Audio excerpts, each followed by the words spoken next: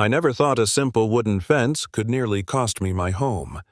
But that's exactly how it felt the night I stood in my front yard surrounded by flashing red and blue lights with half the neighborhood staring like I was some criminal. My daughter clutched Emily's hand, crying, while the president of the HOA, Linda Harrison, pointed at me with this smug little smirk, claiming I was a danger to her community. And all of it started because I wanted a little privacy in my own backyard. When I first moved to Maple Ridge, I thought I'd found paradise. Quiet streets, trimmed lawns, neighbors who waved when they walked their dogs. My wife, Emily, and I had saved for years to buy that house. It was supposed to be our forever place, the one where our daughter would grow up, where I'd finally have a real workshop in the garage where Emily could have her garden. We even painted the fence posts white to match that classic suburban dream I'd had in my head since I was a kid. For about a week it felt like that dream was real. Then Linda showed up, the president of the HOA. 60-something blonde helmet hair that never moved clothes so stiff they probably creaked when she walked. She showed up on my doorstep one morning, didn't bother with a hello, didn't even introduce herself. She just jabbed her finger toward my brand new fence and said, "This isn't up to community standards. You'll need to take it down or face fines." I blinked at her, trying to process. "Ma'am, I submitted the request weeks ago. I got an email saying it was approved." She gave me this tight smile, the kind of smile that says she already decided I was guilty. "No record of that. You'll hear from us." And she turned and left just like that. That was the first of many letters. First the fence, then my trash can being 3 inches too close to the street, then grass that had grown a little high after a week of rain, then a note that my car's bumper was sticking out a few inches from my driveway. It was endless. I shrugged it off at first. Rules are rules, right? But I couldn't shake the feeling that she wasn't enforcing rules. She was targeting me. I tried to ignore it, even laughed about it with Emily. "Guess I'm the villain of the block now," I joked. But late at night, lying awake, I felt the unease creeping in. Why me? Why so relentless? And then came the night I caught them. I was inside fixing a leaky faucet when I heard this strange clanging outside. I grabbed a flashlight, stepped into the yard, and froze. There she was, Linda, with 2 HOA board members at her side. They weren't just looking. They were tearing down my fence, literally cutting through the posts I'd sunk into the ground with my own 2 hands. "Hey!" I yelled, heart pounding. "What the hell are you doing?" Linda barely flinched. She turned to me, smirking. "We're protecting the community. If you won't comply, we will." I was shaking with anger. "That's my property. You can't just—" Before I could finish, she pulled out her phone, her voice suddenly trembling like a scared little rabbit. 911. "Yes, I'm being threatened." He's waving a hammer at me. My hammer. The one I'd been holding to fix a post earlier. I just stood there stunned while she spun her little story into the phone. By the time the cops arrived, the damage was done. Linda was standing there with tears in her eyes, claiming I lunged at her. Me, who hadn't moved an inch. And in front of my daughter, I had to put the hammer down and hold my hands up while an officer barked at me to step back. The humiliation burned deep in my chest. After that, the HOA sent an official notice. I had 7 days to tear down the fence or face daily fines.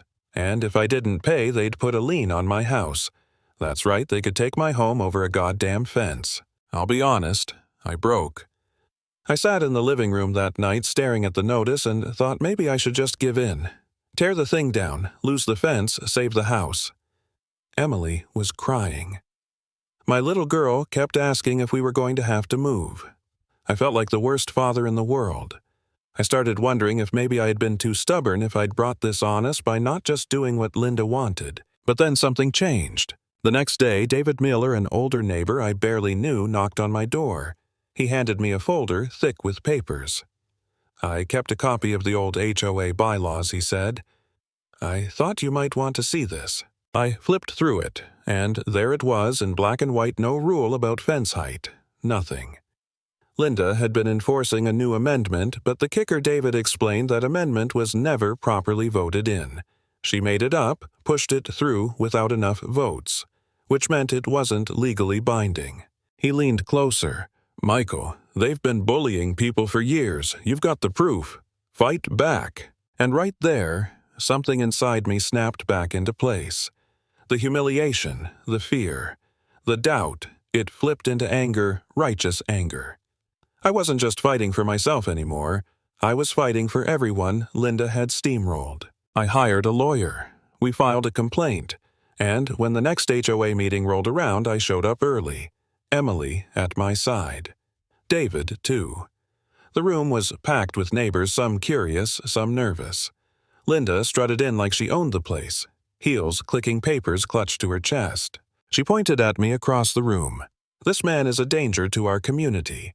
He refuses to comply. He's aggressive toward board members, and he's setting a terrible example." I stood slowly, my hands steady, even though my heart raced. "You want to talk about danger? Let's talk about this." I pulled out my phone, hooked it up to the projector, and up on the screen in front of everyone played the video I'd recorded the night she tore down my fence. Her and her buddies sawing through my posts. Her calling the cops claiming I threatened her while I stood still. The room erupted. Gasps, whispers, people shaking their heads. One neighbor shouted, "That's destruction of property." Another muttered, "She's been doing this for years." Linda's face drained of color. "This is taken out of context," she stammered, her voice shrill. He was threatening me." But then David stood up holding the old bylaws high. "Context. These rules you're quoting aren't even valid. You never had the votes? You've been abusing your power." The lawyer at my side nodded. "We filed charges for property damage and false reporting, and unless the board wants to be complicit, they'll vote on her leadership tonight." The silence that followed was deafening. Linda looked around the room, waiting for her allies to defend her. But one by one they looked down, shuffled their papers, avoided her eyes. The vote was called. And just like that, her reign ended. The look on her face, I'll never forget it. The wide eyes, the disbelief, the way her lips trembled as she whispered, "You can't do this to me." But we could, and we did. That night, walking out of the meeting, neighbors came up to me, shook my hand, patted my back. But I didn't feel victorious, not really. I just felt relieved. Because it wasn't about winning, it was about surviving. About standing up when someone tries to strip away your dignity, your rights, your peace in your own home. And if there's one thing I learned from all of this, it's simple bullies only win when you stay quiet.